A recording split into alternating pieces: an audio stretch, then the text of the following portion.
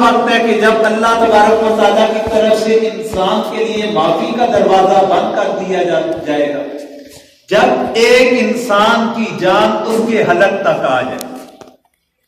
ایک انسان کی جان حلق تک آ جائے، موت انسان کے قریب ہے، روح نکلنے کا وقت آ گیا، معافی کا دروازہ بند ہو، انسان ہے، حضرت اسرائیل علیہ السلام کو دیکھ لیا، سمجھ گیا اب یہ میری روح قبض کرنے کے لیے آ،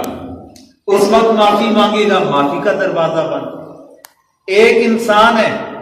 دنیا کے اندر زندگی گزار رہا ہے، قیامت کی نشانیوں میں سے بڑی نشانی سورج کو مشرق کی بجائے مغرب کی جانب سے طلوع ہوتا ہوا دیکھ لے،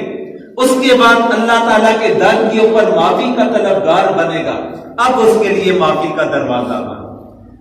ان علامات کے علاوہ اس سے پہلے جو بھی انسان کو موقع ملے گا، انسان سچے دل کے ساتھ نازم ہو کر اللہ کے در کے اوپر چلا جائے، اللہ تعالیٰ اس کے لیے معافی کے دروازے کو بند نہیں کرے گا۔